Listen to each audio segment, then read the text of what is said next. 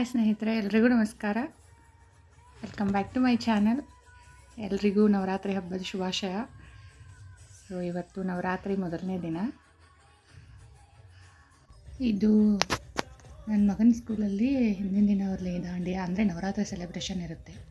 So dandiya ಇಟ್ಟಿರ್ತಾರೆ. ದೊಡ್ಡವರಿಂದ ಚಿಕ್ಕವರೆಗೂ ಚೆನ್ನಾಗಿ ಮಾಡ್ತಾರೆ. ಅದೇ ರೀತಿ ಡ್ರೆಸ್ ಕೋಡ್ ಇರುತ್ತೆ. ಆ ರೀತಿ ಫ್ಯಾಮಿಲಿ ಈ ಥರ ಮಾಡಿದವ್ರಿಗೆ ಪ್ರೈಸ್ ಕೂಡ ಇರುತ್ತೆ. ಸೊ ಪುಟ್ಟ ಮಕ್ಕಳಿಂದ ಹಿಡಿದು ದೊಡ್ಡವ್ರಿಗೂ ತುಂಬಾ ಚೆನ್ನಾಗಿ ಡ್ಯಾನ್ಸ್ ಮಾಡ್ತಾರೆ ಇಲ್ಲೆಲ್ಲರೂ. ನೋಡೋಕ್ಕೂ ಚೆನ್ನಾಗಿರುತ್ತೆ. ಒಂದು ಈವ್ನಿಂಗ್ ಚೆನ್ನಾಗಿ ಅನಿಸುತ್ತೆ ನೋಡಿ. 4 ಗಂಟೆಗೆ ಶುರು ಆದರೆ 8 ಗಂಟೆವರೆಗೂ ಇರುತ್ತೆ.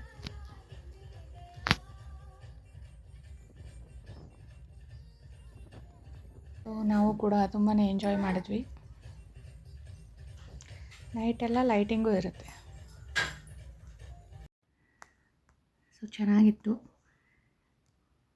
ಇದರ ಜೊತೆಗೆ ನೋಡಿ ಮಧ್ಯಾಹ್ನ ಊಟಕ್ಕೆ ದಪ್ಪ ಮೆಣಸಿಕಾಯಿ ಎಣ್ಣೆಗಾಯಿ ಪಲ್ಯ ಬರುತ್ತಲ್ಲ, ಅದನ್ನು ಮಾಡಿದ್ವಿ. ಸೊ ಅದರ ರೆಸಿಪಿನ ಶೇರ್ ಮಾಡ್ತಾಯಿದ್ದೀನಿ. ನೋಡಿ ಹೇಗೆ ಅನ್ನಿಸ್ತು ಅಂತ ತಿಳಿಸಿ. ನೋಡಿ ದಪ್ಪ ಮೆಣಸಿಕಾಯಿ ಬರುತ್ತಲ್ಲ, ಕ್ಯಾಪ್ಸಿಕಮ್, ಶಿಮ್ಲಾ ಮಿರ್ಚ್.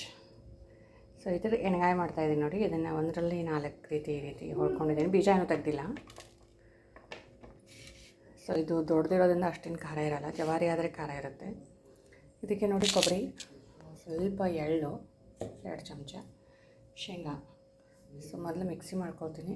ಅಷ್ಟರಲ್ಲಿ ಒಂದು ಫ್ರೈ ಮಾಡಿಬಿಟ್ಟು ಜಸ್ಟ್ ಕಲಸಿ ಹಾಕಿದ್ರೆ ಆಯಿತು. ತುಂಬಾ ಚೆನ್ನಾಗಿರುತ್ತೆ ಇದು ಎಣ್ಣೆಗಾಯಿ ಪಲ್ಯ. ಸ್ವಲ್ಪ ಎಣ್ಣೆಯಲ್ಲಿ ಫ್ರೈ ಮಾಡ್ತಾಯಿದ್ದೀನಿ ನೋಡಿ. ಇದು ಶೇಂಗಾ ಪೌಡ್ರು, ಇದು ಕೊಬ್ಬರಿ ಪೌಡ್ರು.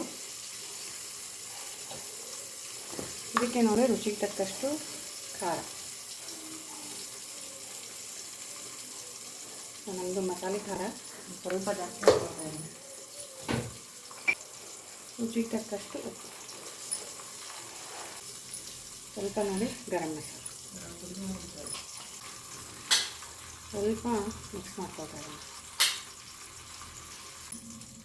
ಇದಕ್ಕೆ ನೋಡಿ ಹೆಚ್ಚಿಟ್ಕೊಂಡಂಥ ಉಳ್ಳಾಗಡ್ಡೆ,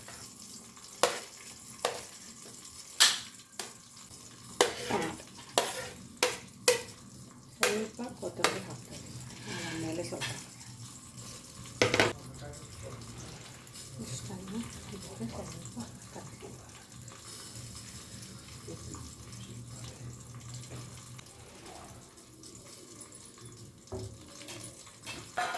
ಇದಕ್ಕೆ ನೋಡಿ 1-2 ಚಮಚ ಎಣ್ಣೆ.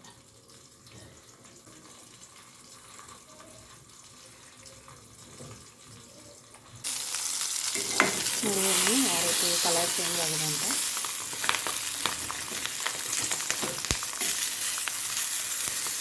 ಸ್ವಲ್ಪ ಕಪ್ಪಗೆ ಬೇಯಬೇಕು ಎಣ್ಣೆಯಲ್ಲಿ.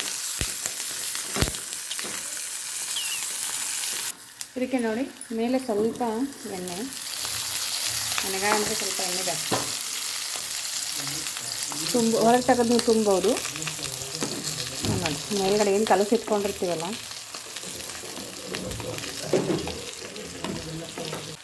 ಇದು ಕರಿಬೇವು,